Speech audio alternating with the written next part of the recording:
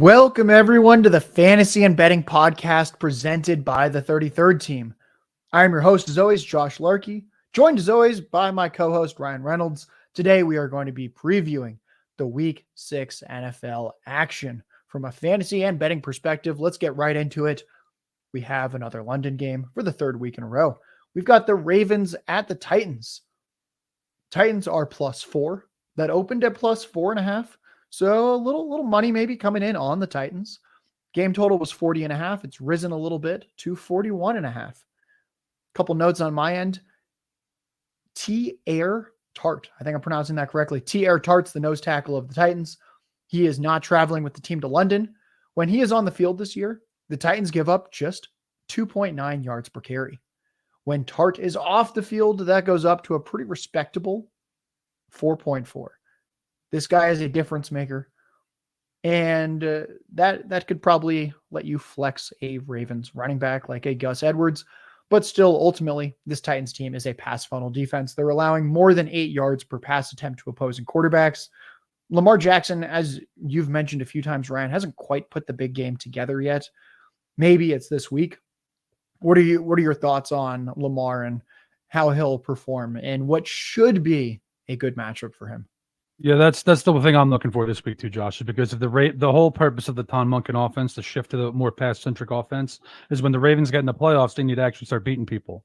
So I think this is a good test, a good opportunity for Jackson to show some ceiling in the passing game. And that's a good note on the Tennessee Titans nose tackle, that this is actually more of an average running game matchup for any Ravens running back versus a bad one. So that's an interesting wrinkle. On the other side of things, the Titans' liability on offense is their offensive line. And I wouldn't say the Ravens exactly have a very good front, but they'll generate pressure through scheme. So that's another aspect of this matchup I'm looking forward to. Yeah, and when we look at the Ravens, as you mentioned, the Titans' offensive line's not great. And just in general, the Ravens have been very stingy on defense. They have allowed the fewest yards per pass attempt among all NFL teams this year and the 20th lowest yards per carry allowed. Any other notes on this one before we turn to unfortunately a pretty bad game? I mean, in a best case scenario, Lamar Jackson is a pretty big game in the air. And then on the other side of things, do I really want to bet on the Titans offense to have a ton of success against the Ravens? Not so much for me. All right, let's talk about the bad game. We'll get it over with. It's the 49ers at the Browns. It opened up Browns as 4-point underdogs. It's moved to the Browns 7.5-point underdogs. The game total is terrifyingly low. It's 37.5. Deshaun Watson probably misses this game. Dorian Thompson-Robinson started week 4. I mean, my goodness, he threw for 121 yards on 36 attempts. That's 3 yards per attempt. He also tossed no touchdowns, but 3 interceptions. He took 4 sacks. Essentially, we've got 7 drive killers right there with 3 picks and 4 sacks taken against Baltimore in week 4. San Francisco, I think we'd agree, is a better defense than Baltimore. I see bad things for every single Browns player. If Watson is confirmed out, you will notice that my fantasy rankings, which are free on the 33rdteam.com, all Browns players will drop precipitously should Dorian Thompson-Robinson start. Do you have anything good to say about the Browns? Should he be playing? I kind of assume that we just do not start a Brown, should that be the case. No, in general, especially entering into the season, I like Cleveland in this game coming off a bye, but without Watson, this is, whether it's Dorian Thompson-Robinson or PJ Walker, Cleveland's sincerely in danger of being shut out in this matchup. I would avoid all of their offensive players in fantasy as well. Great. Let's talk about a more interesting side, which is San Francisco. We all saw what they did on Sunday night against another good defense in Dallas. So even though the Browns have a scary defense, I think you should start every single one of the main guys, the Brock Purdy, and then the 4 big skill players. I have Ayuk and Debo as fantasy wide receiver 2s this week. Ultimately, I lost a little money on Brock Purdy this past week because one thing that had been hitting for us was quarterbacks and hitting the overs on their rush attempts against Dallas. Dallas has the highest pressure rate among all teams this year. Brock Purdy didn't run once. It was actually kind of a masterclass in quick game, getting the ball to your yak receivers, and just the Niners offense looking borderline unstoppable. Do you have any concerns for any of these guys against the Cleveland Browns for week 6? Yeah, I think the floor. I'm with you. I think you have to start all of them, but I think the floor is lower against the Browns than most teams for a variety of reasons. First, Cleveland's been a dominant defense this year. Two, the only defense that Brock Purdy's really struggled against was Dallas last season. And while they lit up Dallas yet last week, as we all saw, Cleveland's defense from a talent standpoint kind of mirrors the Cowboys in a lot of ways. It's pretty similar. So I going into this game again, if Deshaun Watson was here, I would have seen this game being like a 2017 type affair, close contest. So I do think the 49ers offense could be limited, but they literally might get the ball all day too with either of these backup quarterbacks in for Cleveland. Guys, that is Ryan Reynolds NFL on Twitter. He's watched every snap of every game since 2014, and he's still alive to let us know how that experience has been. And if you want to consume more of his work outside of just our podcasts, he's got his power rankings that drop on Tuesdays on the33rdteam.com. Thursdays, which is today, he drops his expert picks and predictions for every single game for each week. And then on Saturdays, he releases a really good piece where he essentially lets you know exactly what he's going to be betting on and looking for in every single game. All of his content is free on the33rdteam.com. All right, we got another lopsided one. Let's turn to the Panthers at the Dolphins. Dolphins opened 2 touchdown favorites. Vegas said the Dolphins are not nearly that good, so it has fallen to 13.5-point favorites. So essentially still 2 touchdowns. Game total dropped as well from 48.5 to 47.5.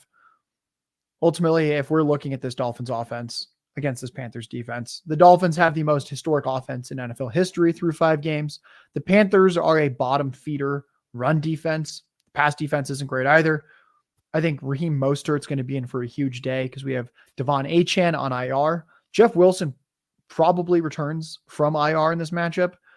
Last year, Wilson was slightly more often the lead back compared to Mostert when the 2 overlapped. But I think for this game, Mostert gets almost all the touches. Wilson coming off IR. I think if Raheem Mostert breaks the slate this week, I don't think that would surprise either of us. And of course, we're starting Tua, Waddle, and Hill in every single fantasy format. Anything to add here on the Dolphins? I assume you also think they're going to put up 30+ points like Vegas does. Yeah, I agree with you on Mostert and Wilson, actually. Like, if I'm playing DFS this week, I'm going to have a little bit of both of them, probably a lot of Mostert. The one concern I'd have here for Miami on the offensive side of the ball is once wind thresholds get to around 20 miles per hour, I start monitoring it because if it gets beyond that, that can actually have a negative impact on the game. For now, I'm fine with it, but that's something, especially if you're playing overs, you're playing DFS this week, I'd check in on that as late as possible to see where it's at. The Panthers, this will be quick. We can't start anyone not named Adam Thielen in fantasy. The past 4 weeks, Thielen has averaged 11 targets, 9 catches, 96 yards, and 23 fantasy points a game in PPR formats. Miles Sanders is banged up. He hasn't practiced this week, last time I checked. I think he probably still plays. He's played the past 2 weeks, but the past 2 weeks, he's split work very, very evenly with Chuba Hubbard. I think if Sanders misses this contest, then Chuba Hubbard's kind of a desperation start. You can make it work. Otherwise, assuming both of them play, I just wouldn't start either because I don't like 50-50 committees and bad offenses. It's what the Patriots have right now. You simply don't have a lot of fantasy points to go around in this kind of backfield. So if I know that they're each going to get 5, 6, 7 fantasy points, I am simply keeping both on the bench. Do you have any hope here for the Panthers in their final game before their bye? Yeah, in general, that's what they need is they need their bye. I mean, going into the year, I plot out, how I'm going to treat people in awards markets. For Bryce Young, I had no interest until after their bye because their schedule stretch was rough. I knew that coming in. I didn't think they're going to be the only winless team at this point, but that's where they're at. Their clearest path in this game is an extreme effort, kitchen sink type game where they just let it all rip, let it all hang out there against a dominant Miami team. I'm not sure that's coming from a coaching staff that seems to be whispering that they wanted CJ Stroud instead of Bryce Young. Maybe that's just rumors floating around, but it's coming from somewhere. I don't have any confidence in the Panthers in this contest at all. One thing to note actually is that I remember in the betting markets, there was a time where CJ Stroud was the heavy favorite to go to the Panthers at pick 1. So I think those rumblings were actually started way back in March and April. Yeah. Let's turn to a nice AFC South divisional game. Colts at the Jaguars. Jaguars 4-point favorites. Game totals dropped a tiny bit, opened at 45.5, still a healthy enough total at 44.5. The big news with the Colts, as we've all seen at this point probably, is that Anthony Richardson is on injured reserve. He's projected to miss anywhere from 4 to 8 weeks, depending on if he needs surgery to repair the AC joint sprain. We'll be monitoring that situation. Gardner Minshew gets the start. Minshew has 91 dropbacks this year. Target shares are very healthy for two players. Michael Pittman's getting targeted 30% of those dropbacks. Josh Downs is drawing a 25% target share with Minshew as the starter. We're obviously starting Pittman. I think we are legally allowed to start Josh Downs as well in PPR formats. You've been a Josh Downs guy. You've made me a Josh Downs guy. Ultimately, the guy's getting 7-8 targets a game. I think he can get 5-6 catches here, 40-50 yards, and that is good enough in a lot of PPR leagues to be your flex play. Any other notes from you on this Colts team? And do you expect more from Taylor? Because we both agreed, Jonathan Taylor noticeably less explosive looking than Zach Moss last week, as crazy as that sounds. Yeah, that was strange. I definitely expect his workload to tick up as we progress here. In general, for the Colts, I think they've been a tough, overachieving team. Got to be thrilled with what Shane Steichen's been able to do so far. Anthony Richardson's been great, but as you said, he's out for a month or more. Gardner Minshew is one of the better backups in the league. That said, I think if you're betting on the Colts to win this game, I think you're placing that bet around the Jaguars, spending 2 weeks in Europe and maybe being a little sleepy this week. I think that's literally your clearest path to a win in this one. Zay Jones is most likely missing this contest. He re-injured the knee that already caused him to miss 2 games. I probably wouldn't expect him back for at least the next 2 to 3 weeks. Fortunately, though, that makes it easy for us in fantasy because we can just start Calvin Ridley, Christian Kirk, Evan Engram with confidence. They should command 20% plus of the targets this week, just like they have the past couple weeks. And then I would be remiss not to mention our sponsor, MyBookie, promo code 33rd team, because speaking of Calvin Ridley, I'm going to borrow a little bit from our head of DFS, Jordan Vanek here. So first off, Calvin Ridley already had over 100 yards receiving against the Colts in week 1. They face them again this week, and the Colts play a lot of cover 3 zone, where you have 3 defenders that are each taking roughly a third of the deep part of the field.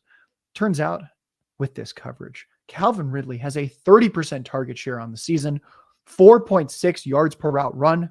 That would be 3rd in the NFL if that was what he did against all coverages. Trevor Lawrence himself against cover 3 averages over 10 yards per pass attempt. How do you exploit this, we might ask? On MyBookie, promo code 33rd team when you sign up, you can take Calvin Ridley over 59.5 receiving yards at minus 114. That is less juice than all the other sports books out there. MyBookie.com, promo code 33rd team. Get the 10% deposit match and take yourself a little bit of a Calvin Ridley over. Ryan, what would you like to add here? Aside from we have big expectations here for Mr. Ridley. I mean, the Jaguars beat him earlier in the year on opening day. I think the game was less close than the score would indicate even, but here's the thing that I'm seeing with Jacksonville. You know, this is a young team still. I could see Trevor Lawrence in this passing attack ascending as time goes on. Travis Etienne's a very explosive player. I could see the first quarter of the season potentially being their worst of the season. So I lean towards the Jaguars winning this game in a pretty considerable fashion, actually. Guys, that is Ryan Reynolds NFL on Twitter. All of his work is free on the 33rdteam.com. So is mine. You want fantasy rankings? We have those on the 33rd team. You want my rest of season fantasy rankings? The new hot item. People wanted it. They requested it. I delivered last week and this week. Not only is it rest of season rankings, but I tiered all the players and I have a trade value chart with point values for everyone. Essentially, you can treat this like a trade calculator. And I think it's pretty hard to break. I think Ryan would agree. We've spent a lot of time trying to break it, and we have yet to find a trade that makes this calculator look silly. So would endorse it myself. I've used it in some of my own leagues when evaluating offers, when sending offers. And now let's talk about a game we need to evaluate, which is Vikings at Bears. I think I know how we're both leaning on this one. It's pretty exciting. The Bears are only 2.5-point underdogs against a Vikings team that won 13 games last year. Justin Jefferson is on injured reserve. The Bears just blew out the Commanders on Thursday night this past week, 40-20. They now have 10 days rest. Everything's starting to come together for the Bears. The game total's at 43.5. Now, when looking at the Bears on offense, we look at the Vikings defense. Despite that massive Eagles DeAndre Swift game where Swift ran for nearly 200 yards against them, on the season, Minnesota's still allowing just 3.6 yards per carry to running backs. But if you remove that Swift game, and I think we should because not every team has the Eagles offensive line. The other 4 games, running backs get just 2.5 yards per carry against the Vikings. That is the lowest in the NFL. I would not be starting Bears running backs in fantasy. Khalil Herbert has a high ankle sprain. Roshan Johnson is concussed. Deonta Foreman is a typical grinder back, and that just doesn't really excite me in what should be a pretty tough matchup. Ultimately, I think this is going to be more of a Bears pass game attack. I've already bet some Justin Fields props, and I put them in the free 33rd Team Discord. That Discord's linked in all our articles on the 33rdteam.com. Essentially, the Vikings allow over 7 yards per attempt to quarterbacks. Again, just 2.5 yards per carry to non-Eagles running backs. Another note, because a lot of people were like, are you overreacting to the DJ Moore game? I don't believe so. On the season, DJ Moore's running routes really far downfield. His average depth of target is higher than what Jalen Waddle had last year. And Waddle led the NFL in yards per reception with over 18 last year. DJ Moore running down the field. He's also generating a crazy amount of yards after the catch. That's about as elite of a role as it gets. It reminds me a little bit of like a Will Fuller type role, except that DJ Moore is actually just awesome after the catch, has broken a ton of tackles. I view him as a top 15 wide receiver rest of season. I'd recommend you trade for him. And if you want to trade for him, check out my trade value chart and you can kind of know what you should be offering. Ryan, anything else here on the Bears? And do you think the Bears can just win this game outright against the Vikings? Yeah, just in general, the question I have for you, Josh, is without Justin Jefferson, why are the Vikings better than the Bears? To go through the whole thing is the skill groups are pretty comparable now. Cousins is more consistent in Fields, but we've seen in each of the last 2 years now that Fields is capable of massive spike games, especially against vulnerable defenses like Minnesota's. The only real edge that I think Minnesota has from a talent perspective from the Bears is edge rusher Daniel Hunter. He's light years ahead of anyone Chicago has, but now Chicago's getting Jalen Johnson back, it looks like. They get Eddie Jackson back too. Their secondary all of a sudden becomes a middle of the pack group. I do. I think Chicago's going to outright beat Minnesota this week. I do as well. When we look at the Vikings, as we mentioned, Justin Jefferson's out. That makes Jordan Addison a very strong start. The Bears secondary has just not been great this year. Getting a few guys back from injuries, but ultimately there's TJ Hawkinson and Jordan Addison. Those are the only target earners. KJ Osborne has just never really earned targets at a high rate throughout his career. He's probably just about a flex option where you kind of hope he gets in the box, but we shouldn't expect too much volume from him. And then, Ryan, we talk about him every week. This might be the last week we can play Alexander Mattison in fantasy because we love the matchup. Ultimately, Madison out-carried Akers 8-5 last week, and he out-targeted him 3-2. It's getting really close. I think we like that the Bears have struggled against running backs. If you want a low-end fantasy RB2 and you have Madison on your team, that can be your guy, maybe for the last time all season. What else are you looking for with this Vikings team? Well, TJ Hawkinson's seen great volume since he became a Viking. Now he no longer has Justin Jefferson. Really curious to see what happens there, assuming he stays with the high volume, but I wonder if his efficiency goes down. Jordan Addison's a route runner like Justin Jefferson. I think comparing him to Justin Jefferson or thinking that he's going to fill his shoes is a step past ambitious. But at least they have someone that's a quality athlete that can kind of sort of fill that role in the short term. Yeah, I'm looking at my fantasy rankings right now. I have Jordan Addison, wide receiver 18 on the week. That seems about right, doesn't it? Mid-range wide receiver 2 based on volume. Yeah. I think TJ Hawkinson's the one that could definitely flirt with double-digit receptions in this game. Let's turn to Seahawks at Bengals. The spread is the Bengals -3. The game total was at 45.5. It's now down to 44.5. And let me tell you, if you already ears perked up, got excited about the Bengals -3, oh boy, have you heard of mybookie.com? Because if you like the Bengals, they are -2.5 on MyBookie. If you want a line shop, that's the number that you want. -3 on pretty much every other book. Promo code 33rd team keeps us employed, gets you a 10% deposit match. I know Ryan's interested in the over in part since he thinks the Bengals can put up some points. T. Higgins should return for this contest because he already started practicing on Wednesday this week. One more time, everyone. -2.5 Bengals. MyBookie.com, promo code 33rd team. Now, on the Bengals side, I am pretty excited. Whether or not T. Higgins plays, I think he will. Just about Jamar Chase. This was our guy. We ranked him 101 in fantasy this year. It's finally starting to pay off. He's averaged 31 PPR points a game the past 3 weeks. That is the highest in the NFL. We like that. I understand that the Seattle pass defense is a step up from Arizona last week, but I'm still very optimistic about Chase, and I'm starting to get a little more optimistic about Joe Burrow. How do you think he fares this week, where the calf keeps getting better, and now we get the step up in competition from the Cardinals secondary to the Seahawks? That's what I find interesting about this game is this is the week we get to find out who the Bengals are. They enter their bye in week 7. They get the Bills and the 49ers on the other side of that. So this is a borderline must-win game for the 2 and 3 Bengals. Burrow looked good last week. He looked like himself. More importantly, he looked mobile. That's the big one there. Jamar Chase has always been fine, but as long as Burrow can continue to manage pressure the way he did last week, the sky's the limit for this offense and against any opponent, particularly Seattle this week. I don't have too many Seahawks notes. They had their week 5 bye.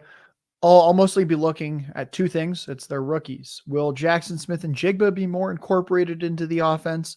He's been the clear wide receiver 3. And then not only that, but his average depth of target has looked a lot like Rondale Moore. We don't really like that for fantasy. And then the other one I'm looking at is the running back split. 3 of their first 4 games, Kenneth Walker was an absolute bell cow. The 3rd game of the year, Zach Charbonnet actually made it almost a 50-50 committee when you look at snaps and usage. I think Walker's a bell cow once again. I think he makes it 4 or 5 games, but it will be interesting. It wouldn't be too shocking if Zach Charbonnet suddenly pops up with 10 to 12 touches in this one. What are you looking at from the Seahawks coming off their bye? I mean, the big one for me is actually about the Bengals defense. I think they're really missing safety Jesse Bates. I think from a pure talent standpoint, they're average at every level. In Seattle, as you know, we were Seattle Bulls heading into the season for a reason. Excellent wide receiver trio, really good running back duo. Their offensive lines hopefully getting healthier and coming off their bye week. As long as Geno Smith plays well, this is a premium offense. That's another reason why I like the over in this contest. That said, this is weather week. This is actually mini weather week. Weather week doesn't come until November, December, but there's a few games that have some wind concerns, and this is one. So before you get too ambitious on this one, check in with that later in the week. Yeah, well, I like that. This is a little mild weather week. Yeah. The real weather weeks are Cleveland in December. That right. is when the games actually get totally destroyed. Let's turn to Saints at Texans. Texans were +2.5. Now they're +1.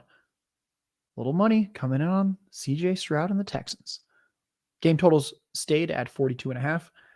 If we look at the visiting Saints, just going to give a little shout out to Michael Thomas. We liked him in fantasy this year. So far, that's looking pretty good. And I think you can keep starting him. He has a 24% or higher target share in 4 of 5 games. He has at least 6 targets in every single game. It's not the sexiest play, but you can just start him every week.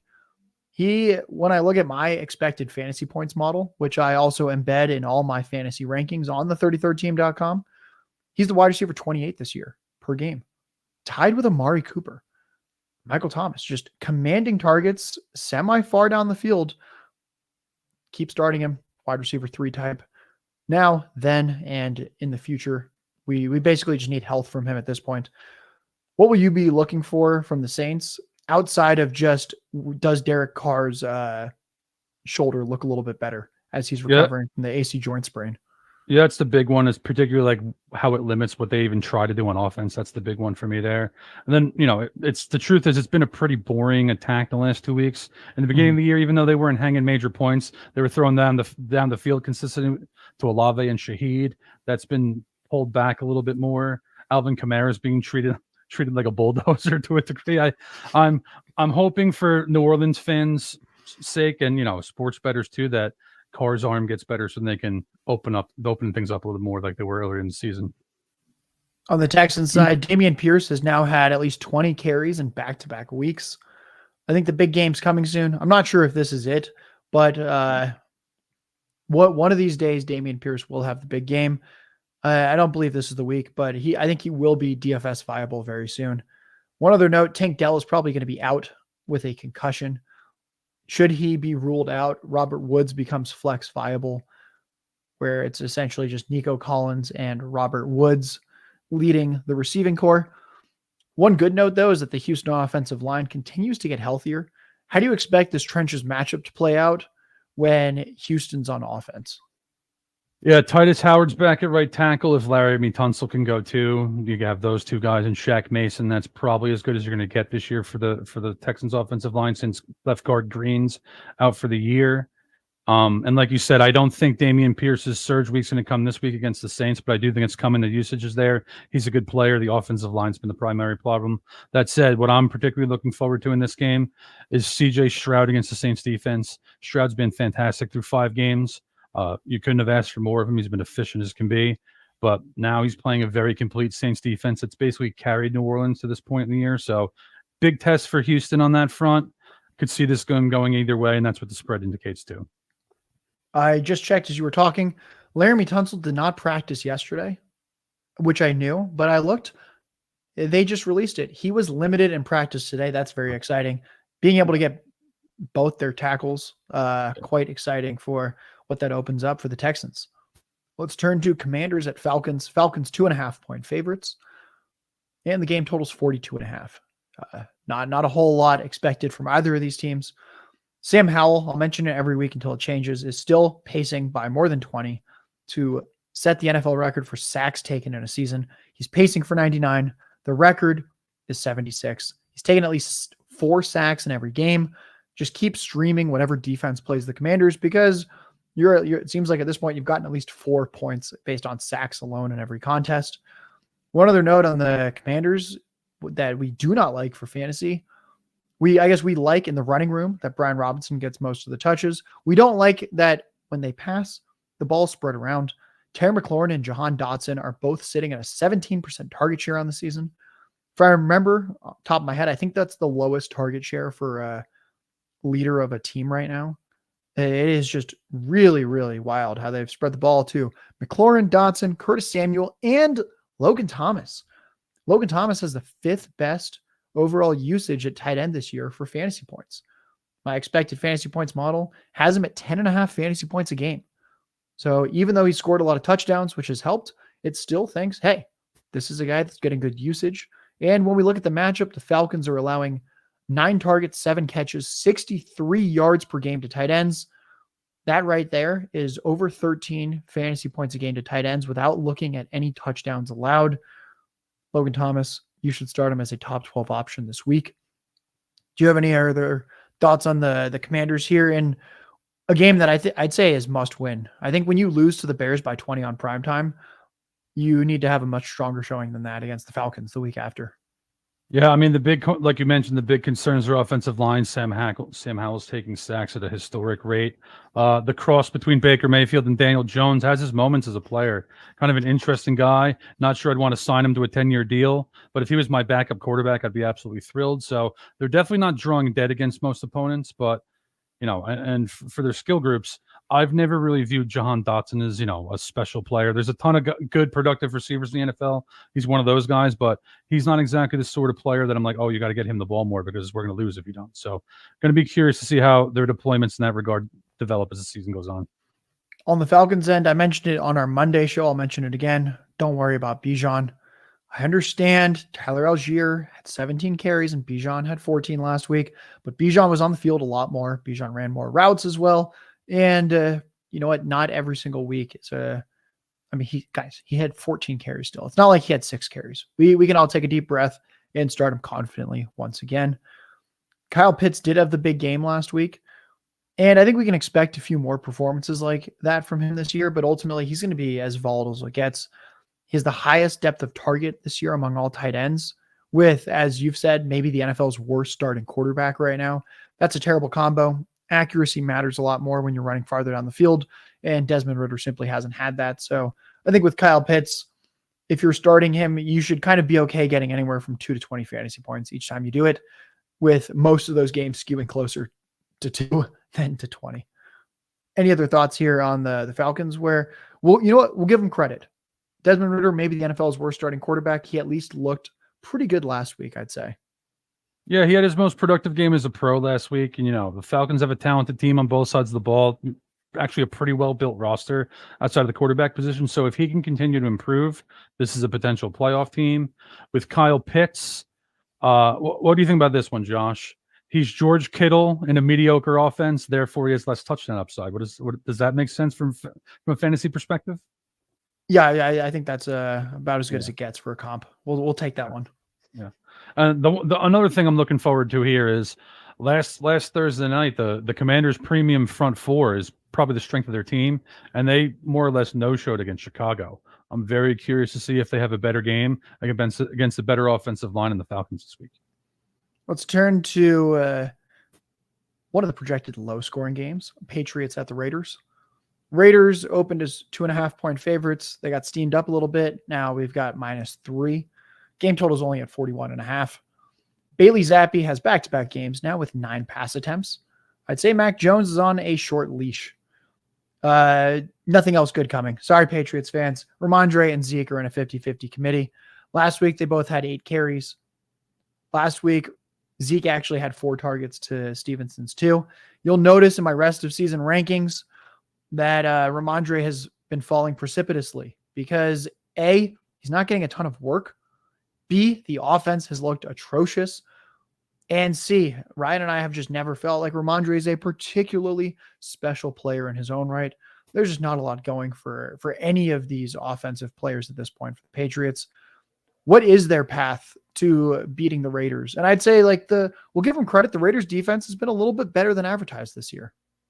Yeah, I'll cover this from a macro standpoint. First, Belichick disciples tend to have success against him. Josh McDaniels is, maybe the Belichick disciple, probably spent the most time with him. So there's that. Both teams kind of have quarterback problems. Mac Jones versus Bailey Zapp is not exactly Drew Bledsoe versus Tom Brady. It's literally on the opposite side of the spectrum. And for the Raiders, Jimmy Garoppolo, as we're seeing, is a game manager when he's not surrounded by the best supporting cast in the league. So neither offense has a ton of ceiling. The Raiders definitely have better skill players.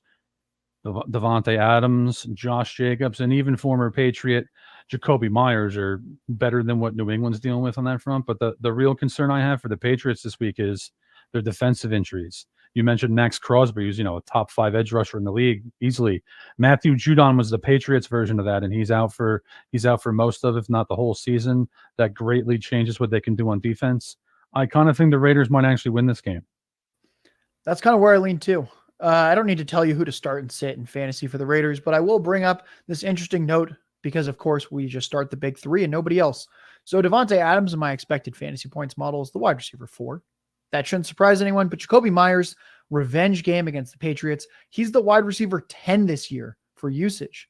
Makes sense. He's averaging 9 targets a game. He's had great usage in the red zone. He's been getting targeted down the field. And I think what's interesting is that Adams is getting 10 targets a game. Myers is getting 9. No other Vegas wide receiver or tight end is even at 2 targets per game.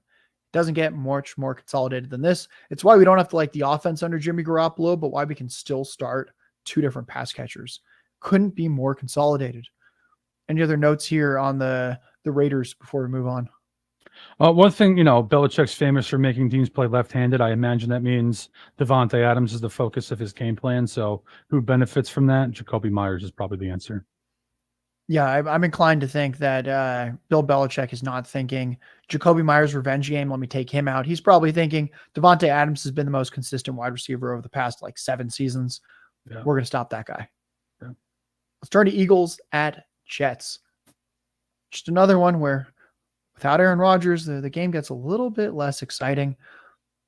The Eagles opened as 7-point favorites. They're now 6.5-point favorites.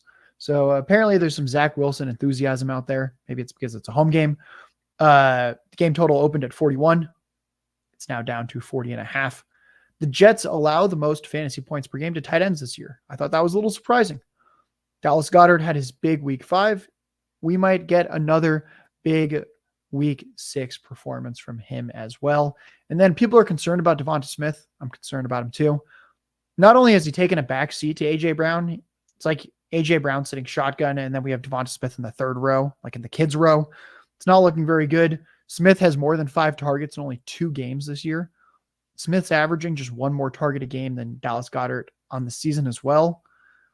I think we should treat Smith like a low-end fantasy wide receiver 2, high-end fantasy wide receiver 3 until we see this trend stop continuing and we see him start to balance out the targets a little more with A.J. Brown. We've talked each week about how the Eagles can basically beat you however they want. Jets have a pretty good defense.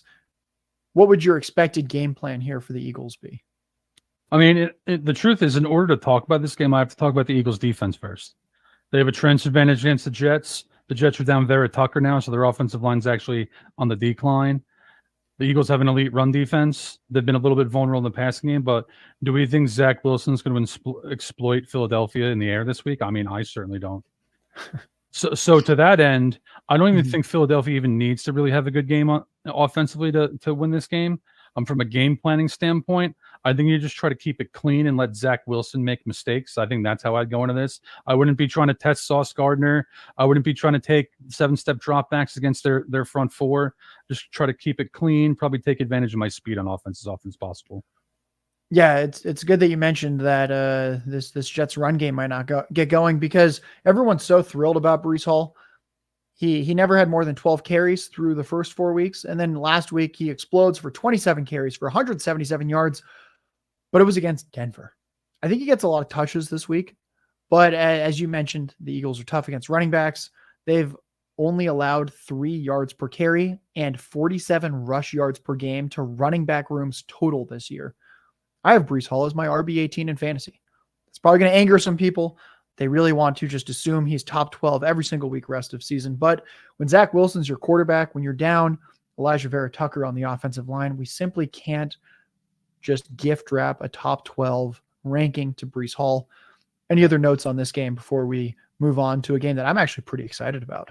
That's the thing with me with this too, Josh, is I think we both like Breece Hall long term, but the floor is really low this week. Let's turn to the Lions at the Buccaneers. Not a game preseason I would have been excited about. And now suddenly Buccaneers haven't looked too bad. They're coming off their week 5 bye. Bucs are only 3-point underdogs at home against the Lions. Game total opened at 43.5. It's dropped a tiny little bit to 42.5. David Montgomery has the most outrageous running back role in the NFL when it comes to the red zone. They simply don't let Goff do anything. They just hand it to Money Montgomery. He is averaging, this is not total on the season, he is averaging 6 red zone carries, 2 goal line carries per game. He has 6 rushing touchdowns in his 4 games. One of those games, he even got injured during the game. The role is for real. The fantasy points are for real. My expected fantasy points model actually has him averaging over 20 fantasy points per game, just like he really is. There's no one that is getting this much red zone attention on the ground. Also, good news for our 33rd team teammate. One of the top receivers in the NFL, Amon-Ra St. Brown, should return for week 6 after missing week 5 due to injury. But it's not all roses here because one of our contributors, Samantha Praviti, she and I were messaging last week about how Jared Goff has some crazy home road splits. And she and I were talking about it, and I actually didn't realize quite how crazy it is. Jared Goff loves the Ford Field Dome in Detroit. Since 2022, Jared Goff at home, 272 pass yards, 2.5 touchdowns, 0.4 interceptions a game. Here's the kicker, over 22 fantasy points a game at home. On the road, he drops to 240 pass yards, under a touchdown per game. The interceptions actually go up, and he averages not 22, but just 12 fantasy points a game. Buccaneers defense is fine. It's nothing special, but Jared Goff, for some reason, maybe Ryan, you watch every snap of every game. Do you have an inkling as to why this would be outside of just the dome environment? Because his stats are basically twice as many fantasy points a game at home. Yeah, generally speaking, when I think of Jared Goff, I think of a guy who's pressure sensitive, and I definitely don't want him in a cold weather game. But in a game against Tampa, I think it's more about the defense he's facing than the environment. So it's a good defense. Like you said, I don't view it as like a top 5 defense, but if he fails this week, it's probably more because of the defense and the environment for me. On the Bucs side, Mike Evans did not practice with a hamstring injury yesterday, and then they welcomed him back at practice. He was limited today. It's a veteran like Mike Evans. We can assume that if he's limited on Thursday, he is almost certainly going to be suiting up this Sunday. And then Rachaad White, his running back usage, my model had him as the 16th best usage at the running back position this year, but he's scoring as the 23rd best running back. That trend might reverse at some point. I think it continues because ultimately the Lions are allowing the third lowest fantasy points a game to running backs, which is funny because I feel like the last 3 seasons, the Lions have always been in the top 3 for most friendly to running backs. Now they are third least friendly, just 12.5 fantasy points a game to running back rooms total on the season. I wouldn't bench Rachaad White. He's getting a ton of usage, but I think we should expect just 10 to 12 fantasy points. I don't think this is the explosion game for him. What else are you looking for from Baker Mayfield and company coming off the bye? Yeah, so far the defense has primarily driven Tampa Bay's success, and I think this is one of those games this week where who are the Buccaneers? We get to find out this week. A lot of that's on Baker Mayfield. The offensive line in Tampa Bay is not very good. A lot of injuries. They only have one real difference maker in Wirfs. Rachaad White to me is, you know this, Josh. I don't think he's a very good football player. I think he's an average running back. It's almost, I don't want to use the word negligence. I think that's a little aggressive, but like for the front office to go into the season with this running back room, with knowing that they can even try instead of Rachaad White's a little rough for me, but that also puts this game almost squarely on Baker Mayfield's shoulders. And you know me, Josh, I'm not really a Baker Mayfield guy. You know who I am, though? I am a Ryan Reynolds guy. Ryan Reynolds NFL on Twitter. The guy watches every snap of every game. He has an accounting background. Someone that is this data literate while also grinding this much film. It's pretty hard to find. We're lucky to have him. Give him a follow and check out all of his content on the33rdteam.com. Let's turn to the Cardinals at the Rams. Rams opened as 6-point favorites. That's gone up, as I think it probably should. They are now 7-point favorites. Game total stayed at 48.5. Matthew Stafford's pacing for nearly 5,000 yards, but just 17 touchdowns. He had 2 touchdowns last week. I think there's more multi-touchdown games to come for him because he's got Cooper Kupp and Puka Nacua now, which is surprisingly one of the best wide receiver duos right now in the NFL, especially for fantasy. The Cardinals have also given up the 6th most yards per attempt to opposing quarterbacks at 7.8, and they're allowing 22 fantasy points a game to quarterbacks. Matthew Stafford is my streamer of the week. He is also my quarterback 6. My fantasy rankings are on the 33rdteam.com. I simply don't see where Matthew Stafford fails this week. I think 3 out of 4 games, this guy's getting you around 20 fantasy points. You should stream him. And you should also go to mybookie.com and take Cooper Kupp over 86.5 yards at minus 110 juice. That's very little juice. Cooper Kupp returned from injury last week. 12 targets, 8 catches, 118 yards in his debut. That is way above 86.5. Ryan, what should we expect from Kupp? 86 feels like a low number for this guy. Yeah, generally speaking, I don't want to bet on numbers that high for wide receivers, but I think Kupp's really very much in play to lead the slate in receptions, lead the slate in receiving yards, and in a big-time plus matchup. This is an overpass for me, clearly. Yeah, I don't know why we wouldn't consider the over here when we just saw last week Jamar Chase dropped 15 catches, 192 yards, and 3 touchdowns on them last week. Maybe it's Kupp's turn this week to lead the slate in receiving yards. MyBookie.com, promo code 33rdteam, Cooper Kupp over 86.5 yards at minus 110. One thing I'm also curious about in this game, outside of just how nuclear Cooper Kupp can go, is what this Arizona running back split looks like.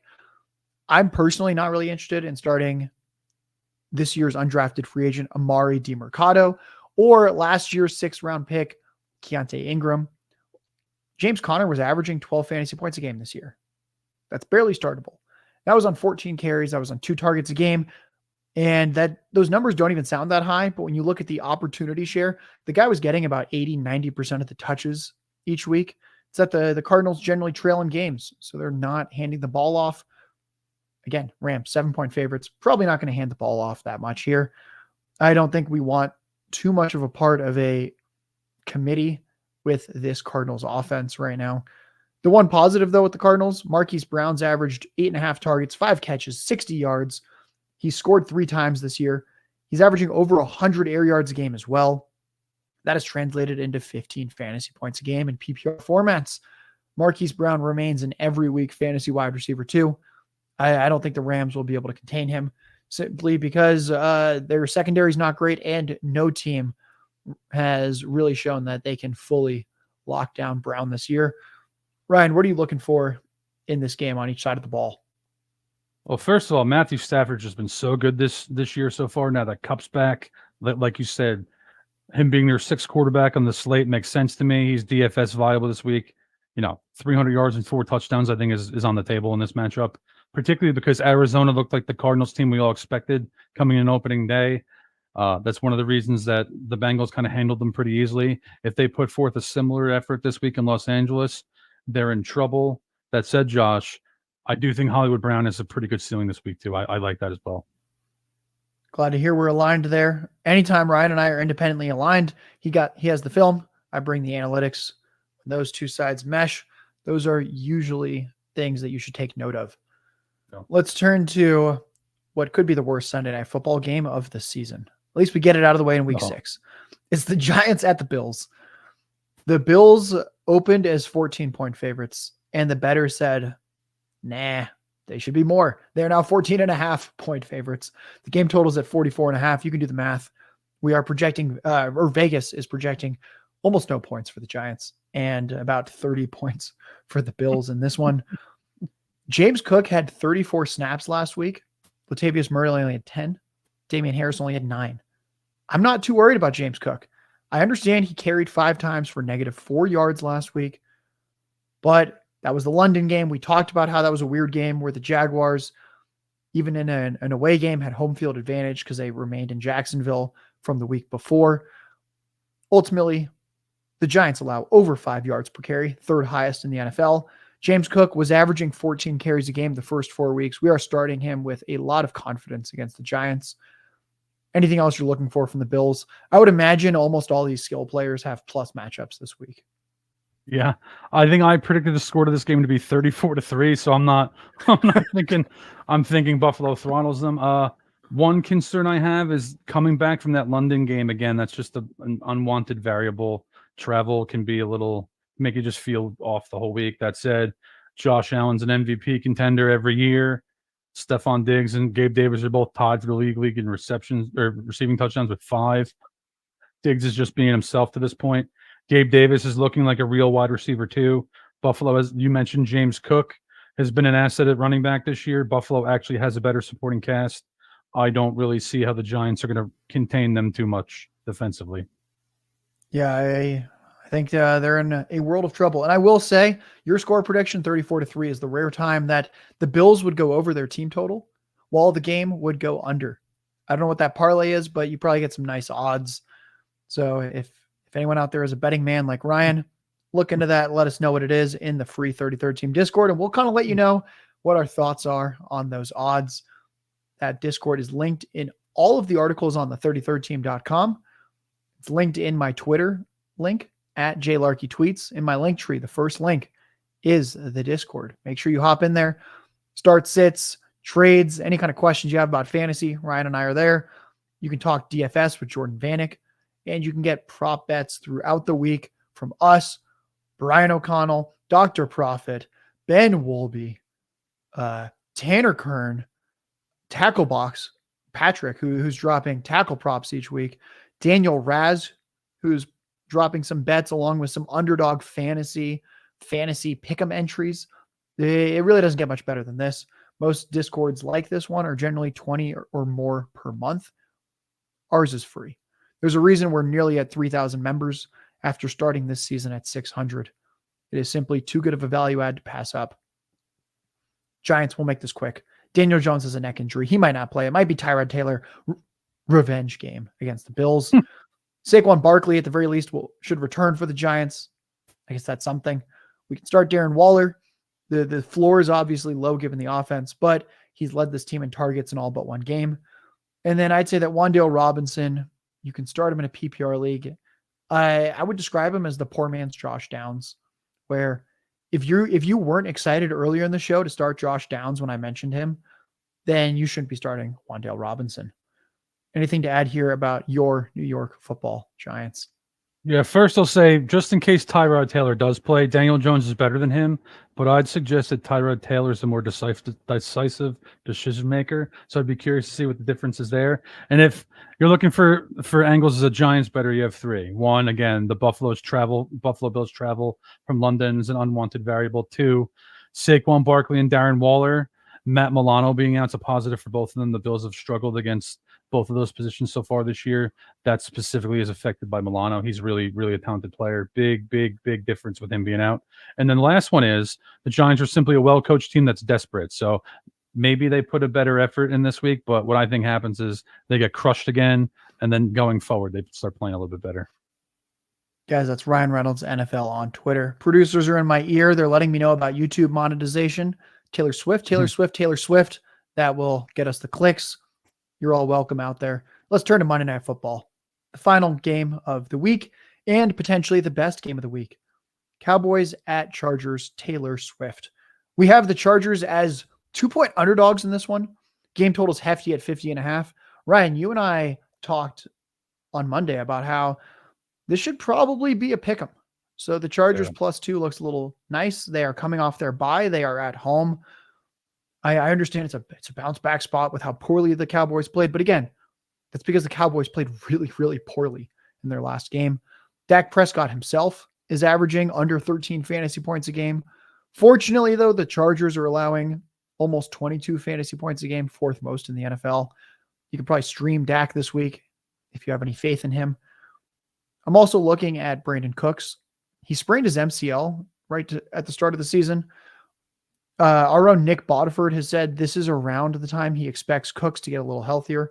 Cooks has been getting 5 targets a game, but it's only translated to 2 catches for 18 yards on the season per game.